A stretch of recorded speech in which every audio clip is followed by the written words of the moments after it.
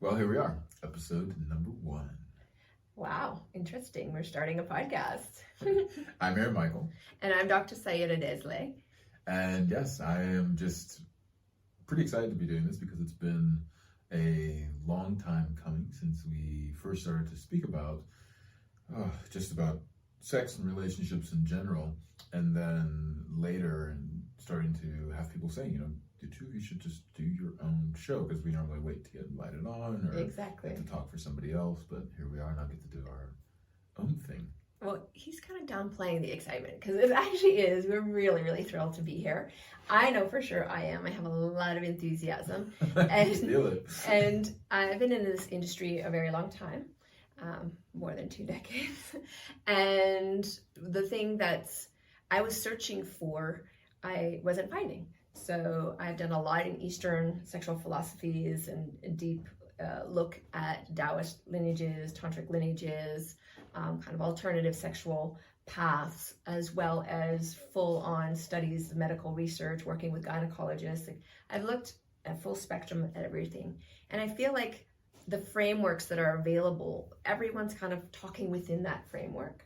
And why I'm excited to be here with you, Aaron, is your Section Sex model is a new framework. I think it's kind of the next iteration of what's possible for people sexually. And that's why I'm excited.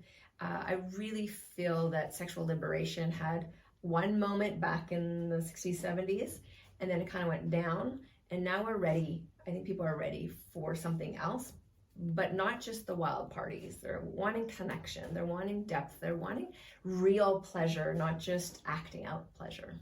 Mm-hmm. What would you say are some of those framework shifts for you?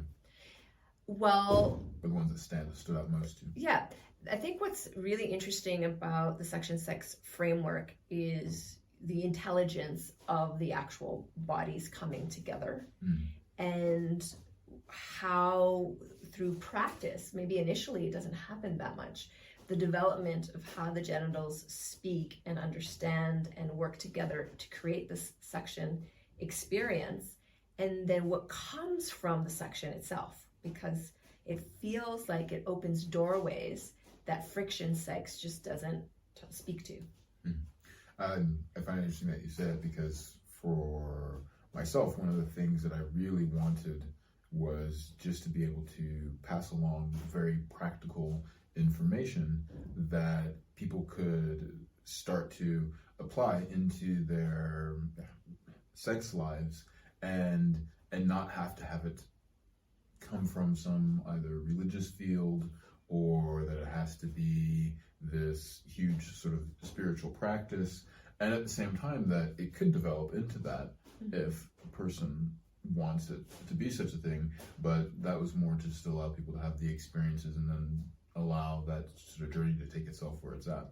I think it'd be really fun to share some stories of why we love sex so much, and why sex is at the center of our careers and our devotion and our prayers. I mean, it's really an important part of our lives as individuals and also working together. So I'm just really curious about, your stories. I know that for me, I started teaching when I was 5, but I'll get into that story in a minute because I want you to start first. Oh, you want me to go ahead and start with my stories? Yes, I do. I feel that is. Okay. Well, strangely enough, I was also around 5 years old when I had my first sexual experiences and sexual teachings as well. I guess you could say teachings makes it sound so serious. It was more just like a little play shop or something with friends. Exploratory. Yes, exactly. So the very first, one of the very first sexual experiences I had, and this is interesting because I've never journeyed down this path so far really since then, but I had gone out with my parents, and there was like some toy store, and somehow I managed to convince them to get me some handcuffs. Oh my. and This is not cops and robbers. Well, and then from there, I did decide to do some role playing with my next door neighbor involving her backyard fence. And how old was And she was older than me. She was, I think, 6 or so. Oh, very old. And, yeah, precisely. And and so then she was handcuffed. We took turns first with the handcuffs. Okay. And then after that, we then went to more of like a doctor type of thing. Oh, I see. And- Handcuffs and doctor role. That's two very separate innovation. games, but yeah, there was a transformation that happened there. Okay. I think maybe the robbers retired and then yeah, decided to take up a degree in the medical field. Oh, I see. Okay. And So what happened? well, that was actually the very first time I had seen a vagina up and close. And I still remember to this day that it looked a lot like a flower with Mhm. petals. And it was a very deep, dark purple and red. Like there's a lot of blood flow, though I wouldn't have said that at the time. But Mhm. like this image is still like emblazoned in my mind. Yeah. And also then even as much as the image is there and the whole setting, I mean, it was like in a little pine forest and Oh my goodness. within like the big field of the band that would play in this big field, yeah. In the back, it was kind of the backyard of these houses, which was my grandparents' house and the next door neighbors. And was the biggest thing though was the sensation, the feeling of the heat transmission when I lightly made contact, and then seeing the change in expression of the body and response when a body just goes towards pleasure and sensation. Right. And that, I think, for me, is something that I find very both interesting, powerful, arousing. Like there's a lot, depending on the setting, but there's so much power there, either for pleasure, healing, therapy, transformation, bonding. Like there's just so much when there is that experience shift of going from our day-to-day life to I am just really having my sensations and pleasure starting to that system to be the one that actually starts to drive what is happening in the Right. interaction. So it was a lovely experience. It was a tremendous Did you get in experience. trouble? Yeah, for some reason, when she told her parents, they did not. Oh, so you weren't caught. She just went ahead and shared how. Yeah, she was saying how amazing this experience was, and her parents didn't really feel the same way. Also, at the time, her father didn't really like people of different ethnicities, Okay. and so that was an added fire there. Okay. But then all of his daughters actually ended up marrying men of ethnicities, and then he fell in love with all that The whole thing, yeah, the grandchildren. grandchildren, and just really had a huge change, and actually was always really expressed, and to this day expresses a ton of love to me. So who knows? Maybe the handcuffs and fence was just the breaking point in the dam. I Okay, don't well, know. you never know how it can transform relationships. Yes, exactly. I love it. Well, Well, what about for you now? Now that I was also went ahead. 5. I was also 5. Mine's very different. My first sexual experience with another person, because Mhm. my mother swears I was self-pleasuring in the womb. She said I almost basically came out self-pleasuring, as a newborn infant. I was already So doing they did that. the sonogram. They had like a not safe for work type of. Yeah, they're like, this is a X-rated. you turn towards the camera. Ultrasound. You're like, hey, Hi everybody, I'm here. My fans only. God. Jeez. Anyways, so so for the first 5 years, Yeah. supposedly I was very much inducing pleasure in my body, but I didn't have like a conscious understanding. It's So just it was sensation. primal, and it The same wasn't way like to eat is. I'm gonna do this to have this. Mhm. It was just the body doing it. Mhm. So this is where this moment's very different.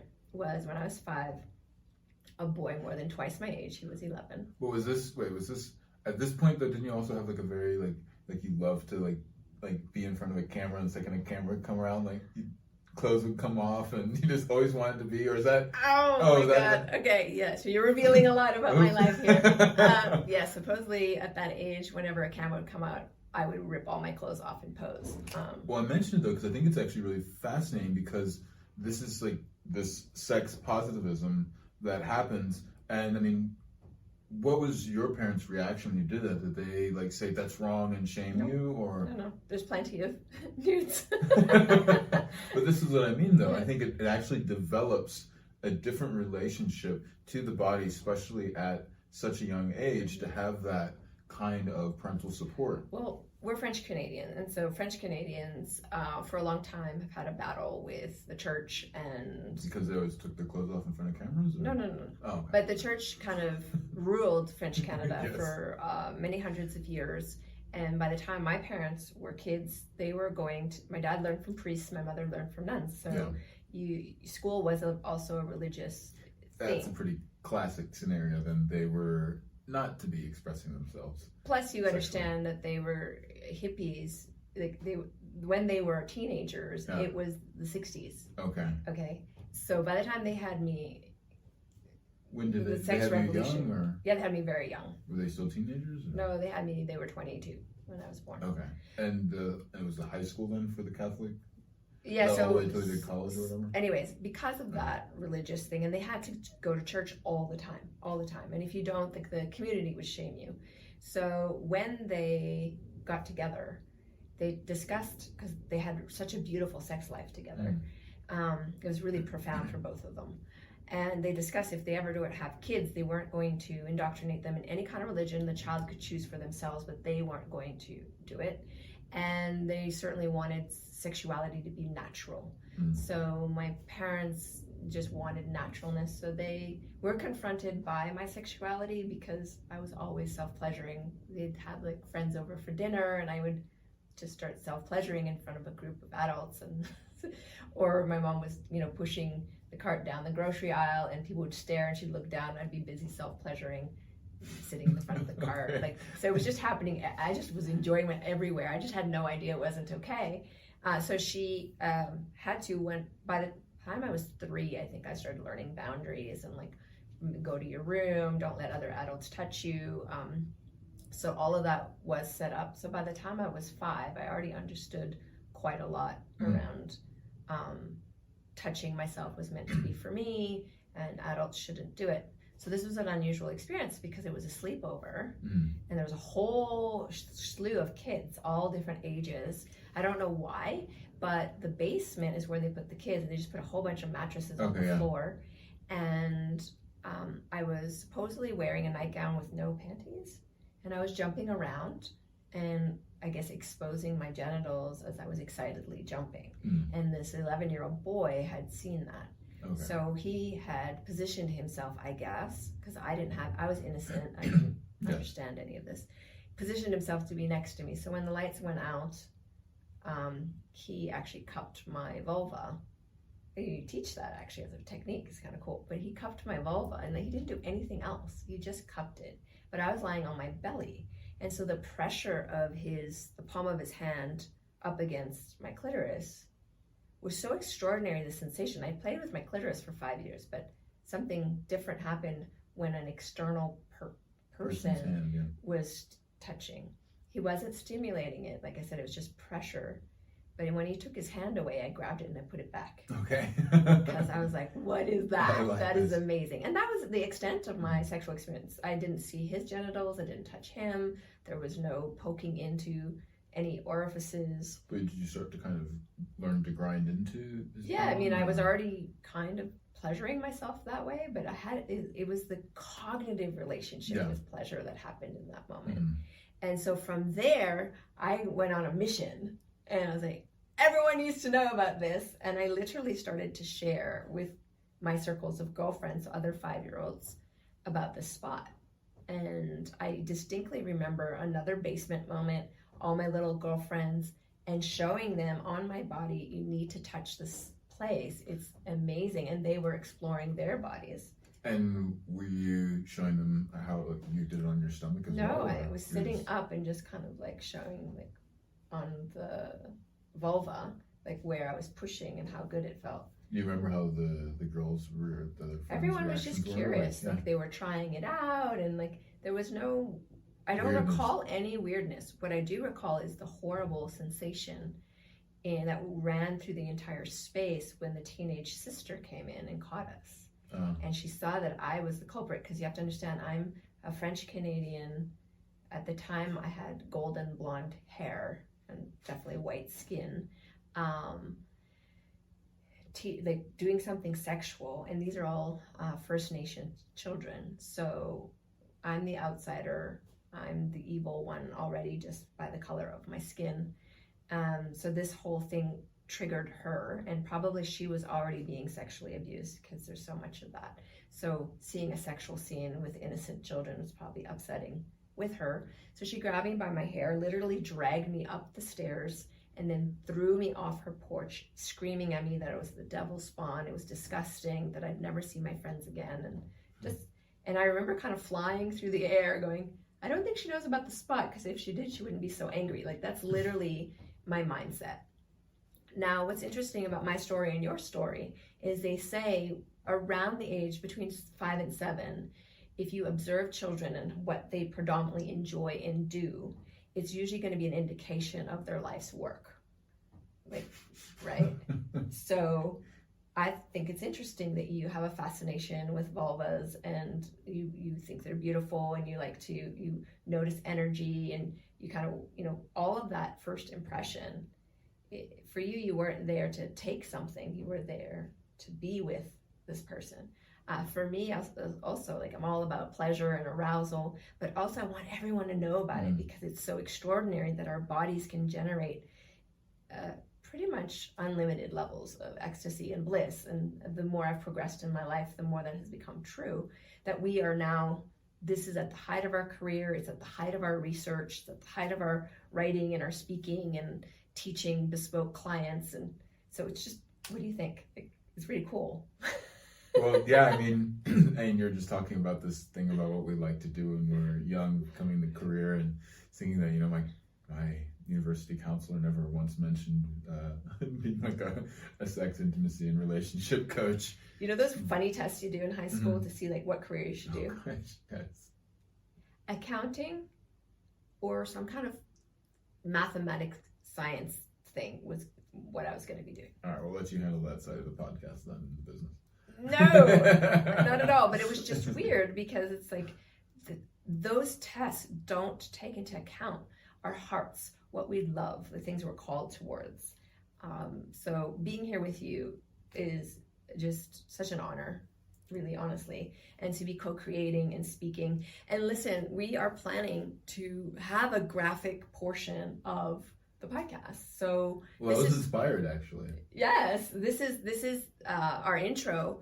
But what we're going to be doing is having all the episodes having something that everybody can listen to, even teenagers, etc.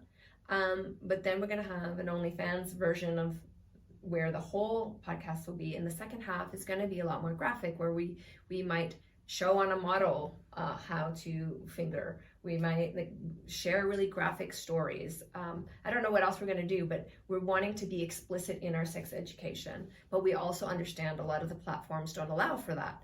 So what we're trying to do is give some good information up front, and then for those who want to be part of our community can come and join us in a membership part and get the explicit content.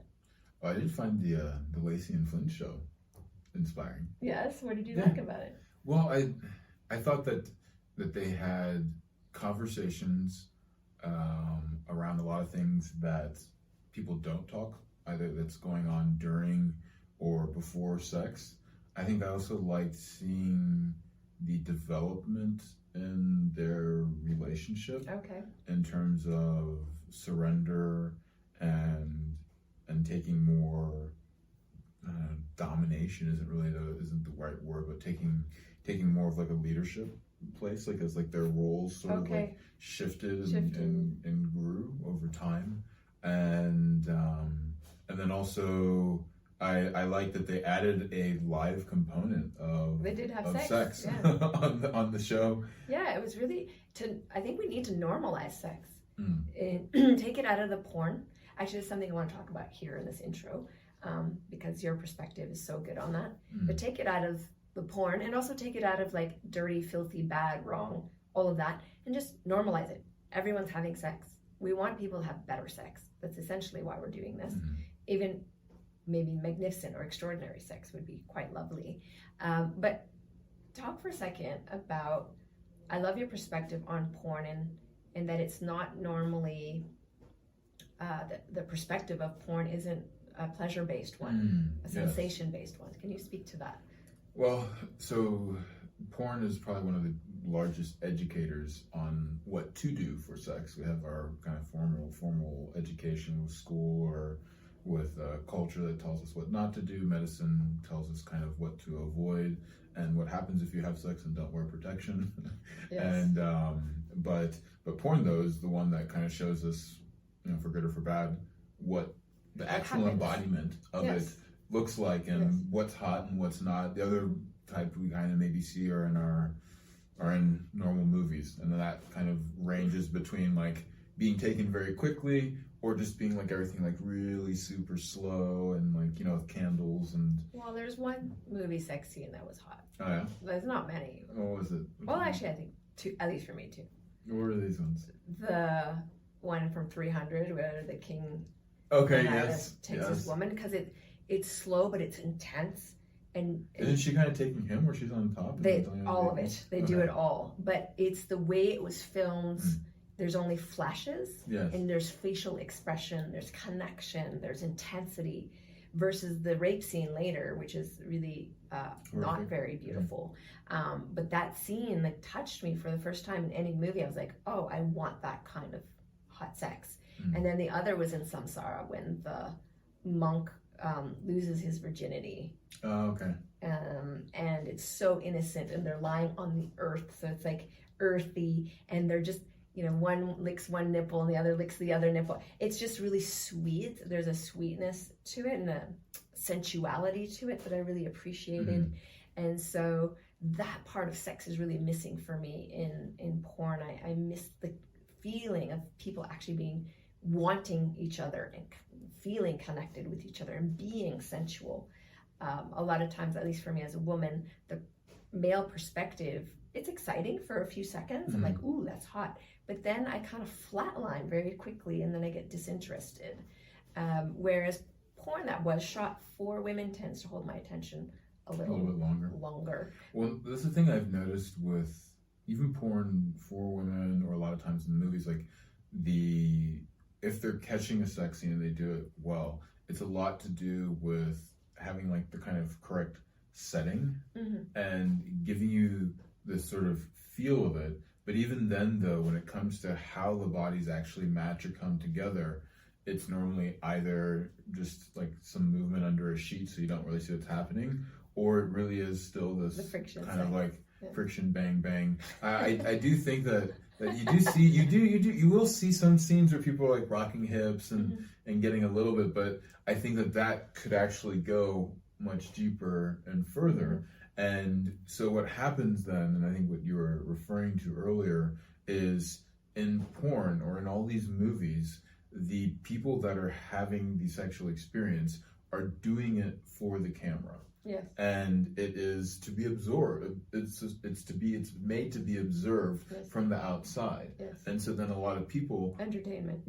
precisely, as opposed to it being made for the sensation of the people who are actually having the sexual experience. Oof. Because what ends up happening then is that we start to emulate people that are performing. Yes. And there's even a whole thing around performance anxiety. There's a term actually called spectatoring, which you normally this is something that causes distraction from the sexual experience, because you take a third person perspective watching yourself, and then you kind of judge yourself. Do you look hot?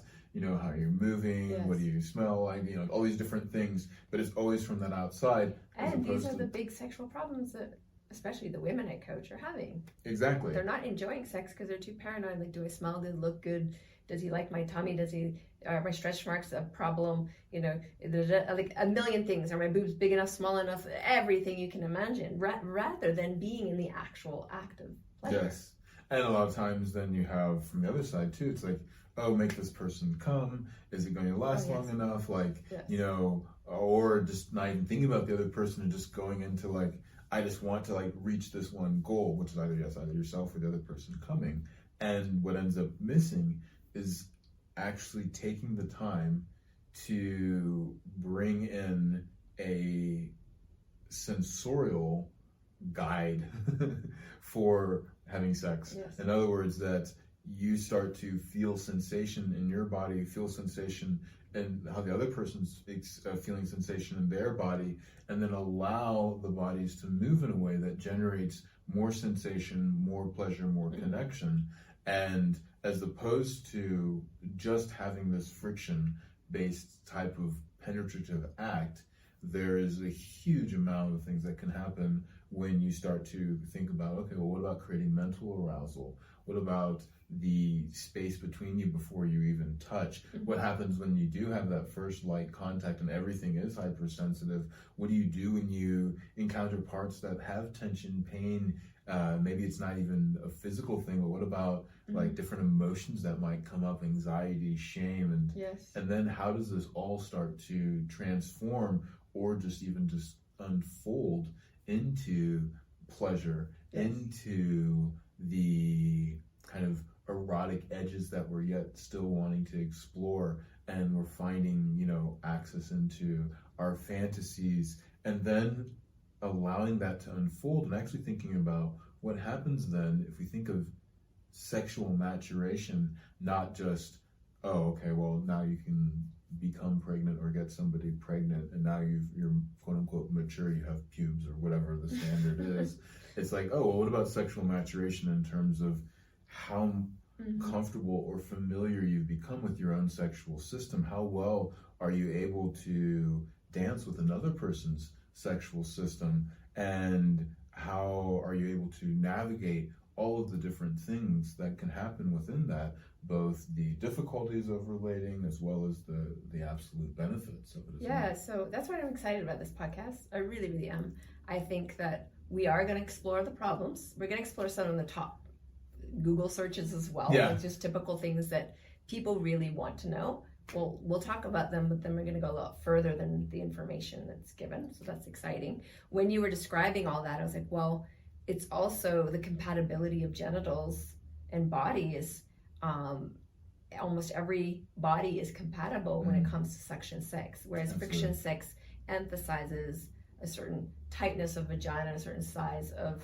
Well, what you're left with is if you want more, then you have to get more extreme. Yes, exactly. So Higher, bigger, we're harder, hoping faster. through this podcast that our listeners really open up a new spectrum of sexual experience for themselves, and hopefully this podcast can also help with erotic individuation, which is becoming your own erotic person, your own erotic self, and trusting that you have an intelligence in this domain, trusting that your body's incredible and can generate insane amount of pleasure. It actually doesn't matter what age you are, what size you are, how you look, any of these things, because your nervous system in all bodies is, we all have the same on in terms of arousal and off in terms of parasympathetic relaxation.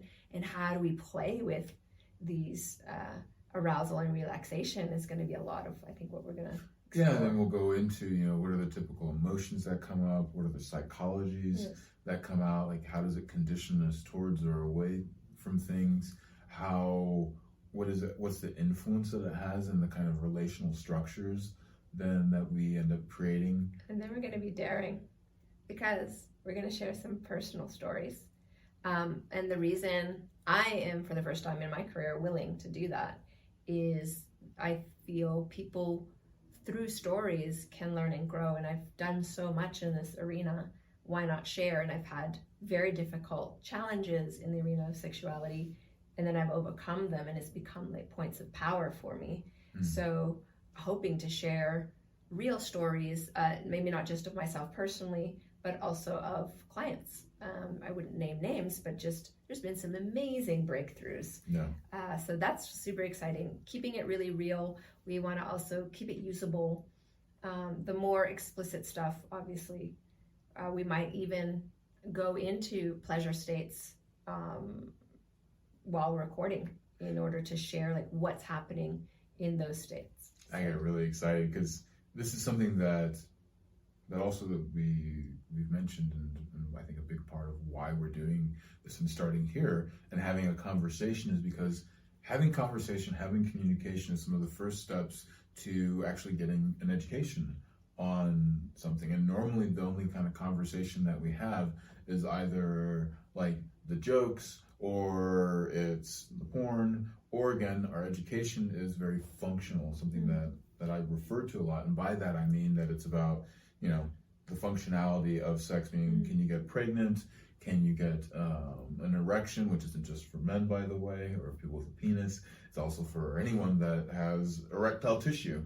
And how does that work? And then basically, if you can then urinate, then you can have and you can menstruate, then you are a functional sexual human being. But when it comes to, and even like pain, it's like, well, pain's kind of like something that just happens with sex.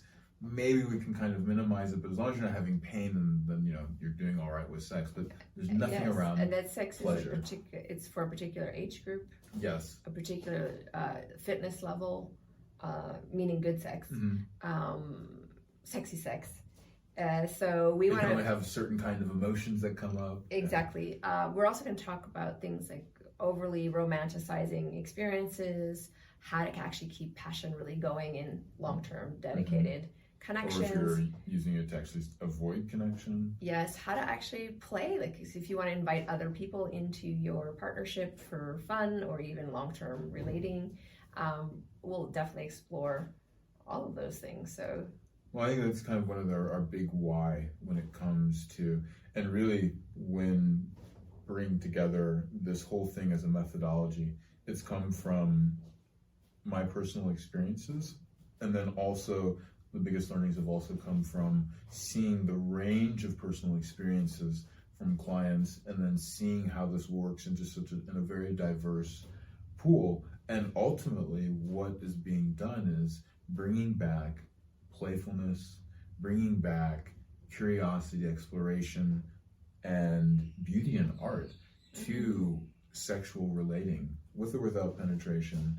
And really, how does intimacy and all of these concepts we have of love, such as being present, being connected, being trustworthy, being responsible, being honest, celebrating together, confiding in one another, how does that actually get translated into the act of sex? yes. And then from there, what is that range of expression, spectrum of expression that can happen between two bodies when they sync up, and then allowing that dynamism just to take off? That's something that I've just seen transform so many. Every day we literally get texts, emails, voice notes from people going, "This is the best sex of my life. I've never had an orgasm like this before." I'm only on video too, or whatever. I'm only on video too. So that's the thing. What we didn't mention is we're both authors. I've authored and published 2 books. I've been published also in best-selling books that have sold millions and millions of copies. I've contributed to the works of other doctors, researched. I have a dissertation and PhD in psychology, so I'm a psychologist. I deal with the psychosexual aspect, but the embodied aspect of that. Created well over 10 online courses now, many mini courses. There's so much content I've created, and then you yourself are also an author. Well, I mean, just to stay on the point right now, because you said that you're a psychologist, I think that's something that's really special and unique about you as a psychologist. And also, again, this whole methodology and what we're trying to bring out is that it's not coming from theories and books, but it's actually coming from practice and embodiment.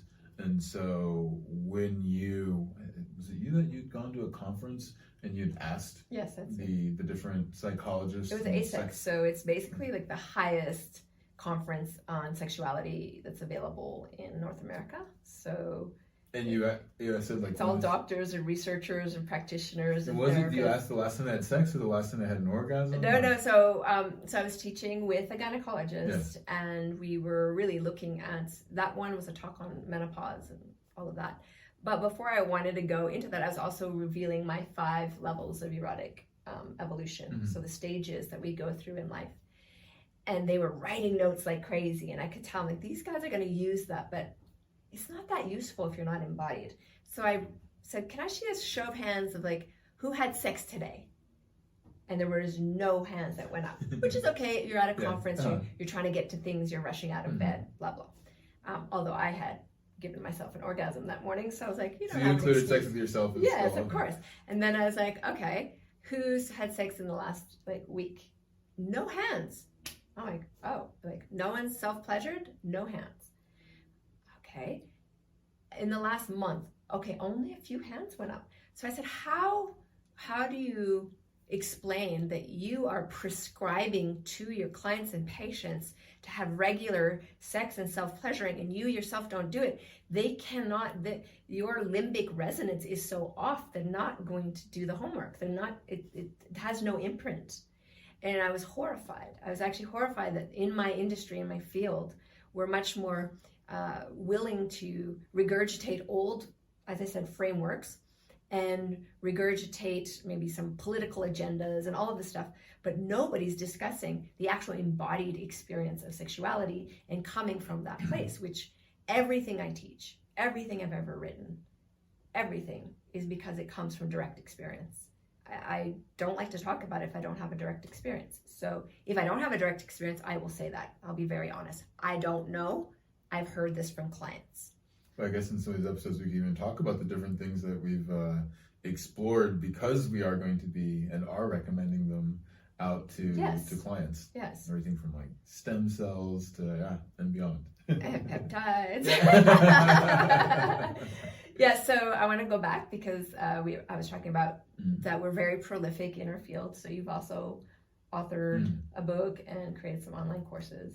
Yes, and that book actually was specifically written because, one, I was noticing the results that I was getting when working with hundreds of clients and a couple thousands of hours of different hands-on techniques to remove pain, to remove numbness. I was calling it de-armoring at the time, as I referred to it as resensitization, but there is just frankly a lot of different applications. But what I noticed though is that everybody had a body, and that even though there was different applications, different stories, different reactions, different things that were happening, there was still a base, consistent base, which we all have an embodied experience that a lot of times has a kind of discordance between what either we're thinking or we're feeling or what it is that we want, and really helping people bring their body into tune to relieve that tension and then optimize pleasure. And I was just being told, you know what, you have to formalize this, put it down into a book, and that's essentially how then I wrote the book. And then from there, all the video courses and all the video experience has been just what is the quickest, most transmittable way to get information without having this huge talk around it, so that people could actually experience results very practically inside of their relationships, while at the same time not overlooking some of the more subtle things that then start to happen interpersonally inside themselves, interpersonally between them and others, and then the impacts that has, in their workspace, relational space. Well, what I loved about, you have also a free video series, and what I loved about bringing you into my community, introducing you there, is there's all ages. My community is all ages, and we have some elder couples as well that have been together a long time, and for them to be open to learn something from you is an extraordinary thing, and they were instantly felt at home with your method and instantly had results. So all of this to say is we're very experienced, and we continue to explore, and some of the exploration might even happen while we're recording. And explanation, demonstration. Yes, but we just really want this to be user-friendly and also entertaining, so that as you're doing whatever you're doing and listening to this, you can have a laugh with us, or you can have a kind of oh wow, I had no idea about that. We'd love you to have takeaways. We'd love to just engage with you. So really, really delighted. We're also on social media. It's a great way to connect with us as well. So I think we should wrap up this intro and jump into some content. So still here. We'll see you on the other side. All right. To join us for the complete and explicit version of this podcast, just simply upgrade your membership and you'll get instant access.